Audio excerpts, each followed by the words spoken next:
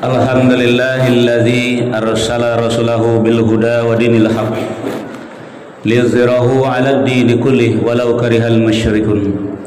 Asyhadu an la ilaha illallah wahdahu la syarikalah wa asyhadu anna Muhammadan 'abduhu wa rasuluh. Allahumma salli ala Muhammad wa ala ali Muhammad kama sallaita ala Ibrahim wa ala ali Ibrahim.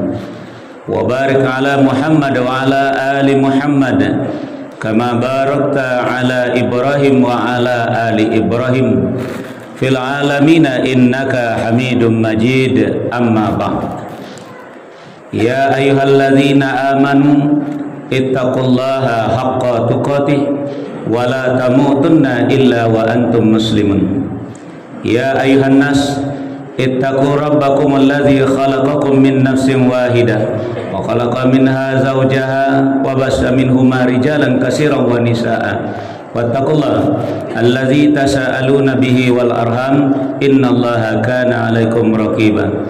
Ya ayyuhalladzina amanu ittaqullaha wa qulu qawlan sadida yuslih lakum a'malakum wa yaghfir lakum dzunubakum wa may yuti'illaha wa rasulahu faqad faza fawzan 'azima. Faqala Allah Ta'ala fi hadzal Qur'anil Karim, a'udzu billahi minasy syaithanir rajim. Bismillahirrahmanirrahim. Faman yuridillahu ay yahdiyahu yashrah sadrahu lil Islam. Wa man yurid an yudillahu yaj'al sadrahu dayyiqan harajan ka'annama yas'adu fis sama. Kadzalika yaj'alullahu ar-rijsa 'alal ladzina la yu'minun. Faqala fi ayatil ukhra bismillahirrahmanirrahim. Hadza huda walladzina kafaru bi ayati rabbihim lahum azabun mir rijzin alim. Sadaqallahul azim. Aku berlindung kepada Allah dari gangguan syaitan yang dirajam dengan menyebut nama Allah yang Maha Pengasih, yang Maha Penyayang. Faman yuridillahu ay yahdiyahu yasrah sadrahu lil Islam. Maka barang siapa yang dikehendaki Allah untuk mendapatkan hidayah atau petunjuk, yasrah sadrahu lil Islam, niscaya Allah akan melapangkan dadanya, membukakan dadanya untuk menerima Islam. Wa may yurid an yudillahu yaj'al sadrahu dayyiqan harajan ka'annama yas'adu fis sama.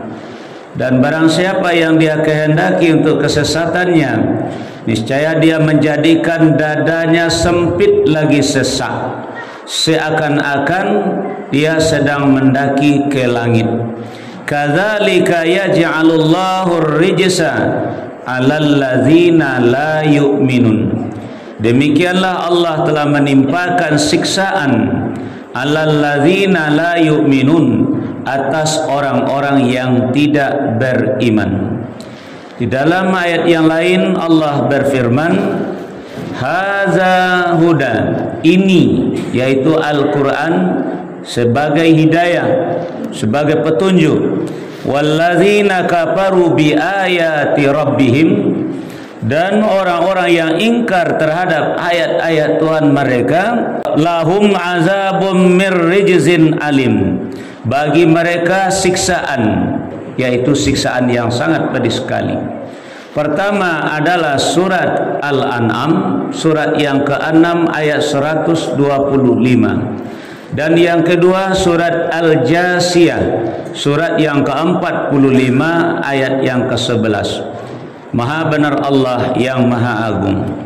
Kaum muslimin hadirin jamaah Jumat yang dimuliakan oleh Allah, pertama dan utama sekali kita panjatkan puji dan syukur kehadirat Allah Subhanahu wa taala atas segala limpahan rahmat, hidayah, taufik dan inayahnya kepada kita semua. Selanjutnya salawat dan salam kita mohonkan kepada Allah, semoga Allah selalu mencurahkannya kepada hamba Nabi dan Rasulnya, yakni Nabi Muhammad sallallahu alaihi wasallam. Kaum muslimin hadirin jamaah Jumat yang dimuliakan oleh Allah. Kenapa ayat ini yang khatib bacakan di hadapan kita semua?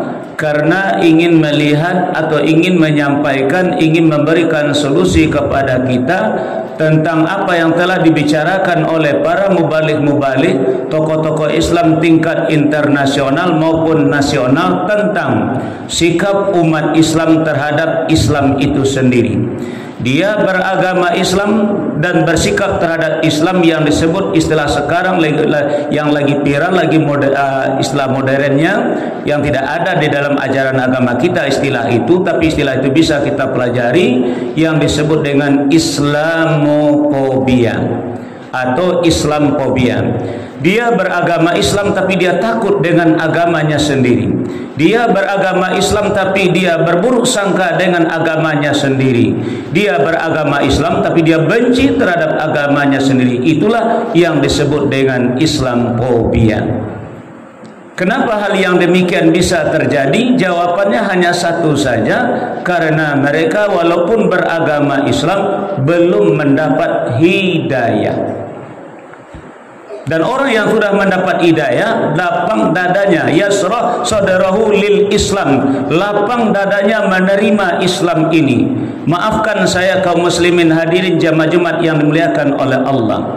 Kita memang semuanya adalah beragama Islam, tapi baru terikat dengan rukun Islam, sendi-sendi Islam, dasar-dasar Islam, yaitu mengucapkan 2 kalimat syahadat, mendirikan salat, puasa pada bulan Ramadan, menunaikan zakat, kalau punya uang kita pergi menunaikan ibadah haji. Itu namanya adalah rukun Islam, dasar-dasar Islam. Lalu yang Islam itu yang sesungguhnya yang mana? Yaitu dari surat Al-Fatihah sampai surat An-Nas, itulah yang disebut dengan Islam. Dan itulah yang diperjuangkan oleh Nabi kita selama lebih kurang 23 tahun. 13 tahun di Makkah, 10 tahun di Madinah. Dan orang yang sudah mendapat hidayah dari Allah, baru dia menerima Islam ini secara kafah. Inilah makna udkhulu fis-silmi kafah. Kaum muslimin hadirin jamaah Jumat yang dimuliakan oleh Allah. Ternyata kita banyak sebagai muslim tapi kita fobia dengan agama kita sendiri. Contohnya adalah kita ajak saudara-saudara kita ikut pengajian dengan ustaz ini, pengajian dengan kelompok ini, pengajian dengan majelis taklim ini. Dia katanya dia mau mengaji tapi dia takut katanya. Takut apa? Makin dikaji agama ini makin nampak kekurangan kita. Jadi saya tidak mau ngaji. Itu namanya fobia dengan Islam. Bukan bersemangat dia mempelajari agamanya, tidak, tapi dia ketakutan belajar. Itu namanya fobia. Atau ada orang yang mengamalkan ajaran Islam dalam segi penampilan, apakah contohnya pakaian umpamanya, yang biasanya kita seperti ini, datang ini saudara kita beragama Islam, dia ke masjid tapi menampilkan yang berbeda dengan kita selama ini, maka kita mulai curiga, ini aliran apa, dari mana, kelompok apa. Itu namanya juga fobia dengan Islam. Secara nasional kaum muslimin hadirin jamaah Jumat yang dimuliakan oleh Allah, kita ini bangsa Indonesia yang 85% ini pada hakikatnya adalah fobia dengan Islam. Mana contohnya? Di negara kita ini uang negara banyak dihilangkan oleh pelaku negara itu sendiri. Tidak mungkin kita rakyat yang akan menghilangkan uang negara, tapi adalah petugas-petugas negara itu sendiri, pelaku-pelaku negara sendiri yang disebut dengan korupsi.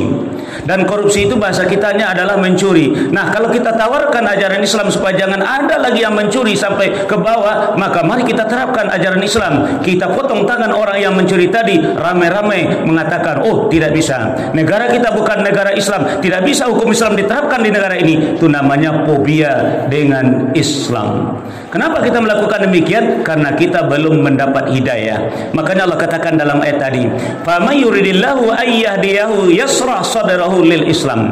Maka barang siapa yang dikehendaki oleh Allah untuk mendapatkan hidayah, untuk mendapatkan petunjuk dari Allah, maka dilapangkan dadanya menerima Islam. Semua yang ada dari Al-Fatihah sampai An-Nas ini adalah hidayah. Ini adalah petunjuk. Makanya dalam surat Al-Jasiyah tadi Allah katakan, "Haza huda, haza huda." Ini dia Al-Quran yang merupakan hidayah, yang merupakan petunjuk.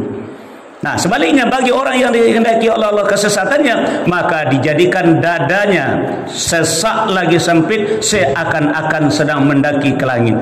Orang yang mengamalkan agama, orang yang berbicara tentang agama, orang yang melakukan tentang agama, dia yang tidak suka, dia yang tidak senang, dia yang sesak napasnya. Istilah bahasa kita di Minang, kareta mendaki angok nyenan sasa, ayam nambatalu iku nyenan padi. Ini orang tanda-tanda orang yang belum mendapat hidayah dari Allah walaupun dia sebagai muslim, dan itu merupakan siksaan untuk batinnya sendiri. Padahal bukan dia yang bertelur tapi ekornya yang pedih, bukan dia yang mendaki, kereta yang mendaki, tapi napasnya yang sesak. Kenapa? Karena belum mendapat hidayah dari Allah. Maka dari itu solusinya adalah Khatib sampaikan kepada kita, inilah solusinya surat Al-Jasiyah tadi, surat yang ke-45 ayat yang ke-11. Hadza hudan. Kita hanya dalam solat kita sebagai menjalankan rukun Islam baru memohon, baru meminta kepada Allah. Yang kita minta kepada Allah adalah pertama ketika membaca Al-Fatihah, ihdina, dan ketika dalam duduk antara dua sujud, wahdini, tunjuki kami. Itu yang kita minta di dalam solat.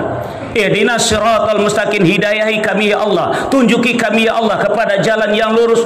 Dan duduk antara dua sujud kita diam-diam semuanya, ternyata kita minta wahdini, tunjuki aku ya Allah.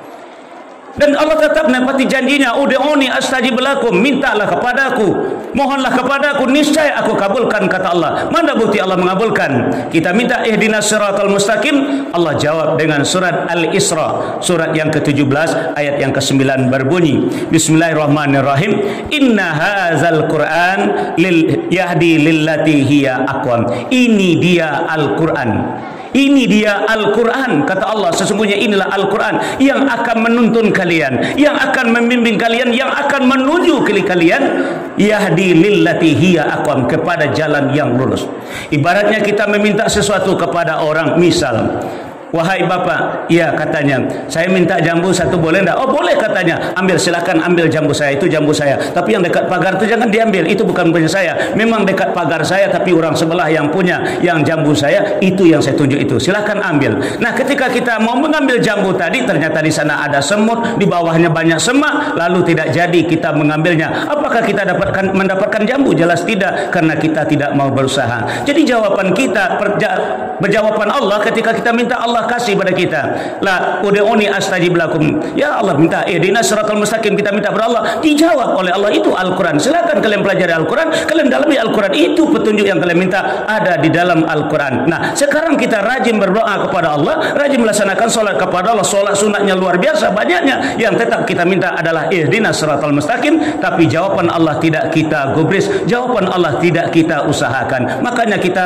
banyak yang solat di kantor masih korupsi, banyak yang solat di pasar masih menipu dalam timbangan, banyak yang sholat di tengah masyarakat masih berselingkuh, banyak yang sholat tapi gunjang jalan terus. Kenapa? Karena dia belum mendapatkan apa yang diminta. Bukan Allah tidak mau kasih, ada Allah kasih, tapi dia yang tidak mau berusaha. Coba kita minta nasi saja satu piring kepada orang, Pak kasih saya nasi satu piring, ini katanya tidak bisa kita langsung kenyang, mesti berusaha. Kita suap dulu, kita kunyah dulu, kita telan dulu, salah telan bisa tercekik kita dibuatnya.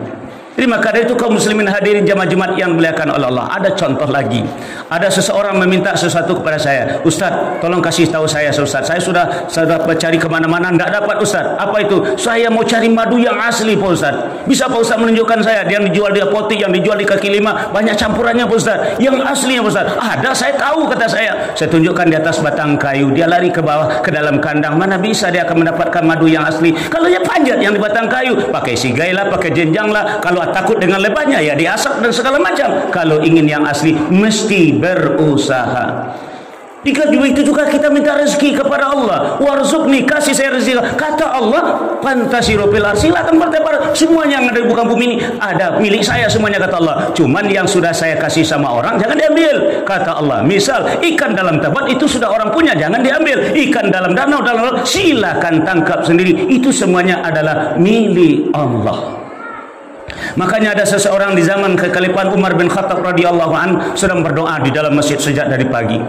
Lalu kemudian Umar masuk ke dalam, Dia perhatikan orang tadi sedang berdoa, terisak-isak menangis berdoa, ya Allah, ya Allah. Dia minta, lama sekali dia berdoa. Heran juga khalifah melihat orang yang berdoa terlalu lama sekali. Lalu kemudian khalifah beranikan memukul punggungnya sedikit, mengetuk punggungnya sedikit. Dia melihat, oh khalifah, ada apa khalifah, katanya.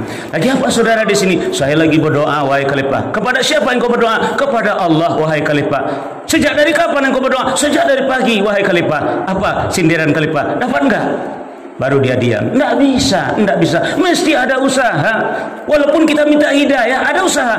Allah titipkan hidayah itu dalam kitab ini. Hadza huda. Ini adalah hidayah. Ini adalah petunjuk. Makanya zalikal kitab la raiba fihi hudal lil muttaqin.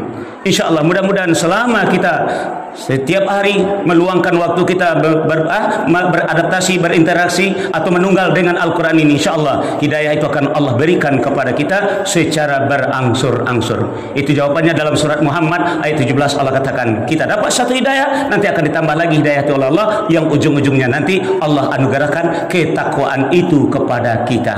Inilah khutbah yang singkat dan pendek yang kami bacakan kepada kita bersama tentang masalah sikap umat Islam terhadap Islam. Kenapa dia fobia? Karena belum mendapatkan hidayah. Walaupun dia rajin sholat, kalau tidak berusaha mendapatkan hidayah itu, kalau tidak bekerja keras untuk mendapatkan hidayah itu, maka hidayah itu tidak akan diberikan oleh Allah kepada kita. Sebagai contoh kecil saja, Umar bin Khattab radhiyallahu an dahulunya adalah seorang yang ingin membunuh Nabi, dan ketika dia akan mendatangi membunuh Nabi, bertemu dengan seseorang di jalan, temannya, mau kemana Umar? Saya mau mencari Muhammad. Untuk apa engkau cari dia? Wahai Umar, saya akan membunuh dia. Apa alasan engkau membunuh dia? Karena dia mengacau saja kerjaannya dengan masyarakat ini. Kita sudah punya Tuhan Lata, Uzza, Manat, Hubal. Sekarang dia katakan la ilaha illallah, tidak ada Tuhan selain daripada Allah. Tuhan yang dia katakan Allah juga tidak nampak. Bagaimana kita menyembah sesuatu yang tidak nampak? Makanya saya akan bunuh dia. Umar, jangan marah dulu Umar, jangan cari Muhammad dulu. Ada apa? Pulanglah ke rumah dulu. Untuk apa saya pulang? Adikmu sendiri sudah jadi pengikut Nabi, makin meningkat lagi emosinya. Nah, ketika itulah kaum muslimin hadirin jemaah yang muliakan oleh Allah, ketika dia sampai di rumah adiknya karena emosi muncak, terdengarlah adiknya sedang membaca Al-Quran di dalam sepenggal ayat dari surat Thaha. Baru terketuk sedikit saja, tapi emosinya masih belum bisa mengalahkan hal demikian. Dia masuk ke dalam, dia tangani adiknya, termasuk suami adiknya sendiri atau iparnya sendiri, dia tangani. Lalu kemudian dia tidak melawan, dia diam saja. Akhirnya Umar mau pergi. Ketika dia mau pergi, dia balik lagi. Ketika dia balik lagi, minta kepada adiknya, apa yang dibaca tadi? Jadi dia ingin tahu apa isi yang dibaca oleh adiknya tadi. Kita tidak mau tahu dengan apa yang ada di dalam kitab ini. Bagaimana mungkin Allah akan berikan hidayah itu kepada kita? Itulah asbabnya kenapa Umar masuk Islam, karena hidayah itu dapat dari Al-Quran yang dibacakan oleh adiknya, lalu kemudian dia sendiri membaca apa yang dibaca oleh adiknya. Baru dia cari Nabi Muhammad untuk mengucapkan dua kalimat syahadat. Nah, karena Islamnya dengan hidayah, sampai akhir ayat dia memperjuangkan Islam itu sendiri. Karena Islam kita adalah faktor keturunan, maka sejak dari dulu sampai umur sekarang, apa baru perjuangan kita untuk agama kita? Jawaban ada pada diri kita masing-masing. Fa'tabiru ya ulil absar la'allakum turhamun.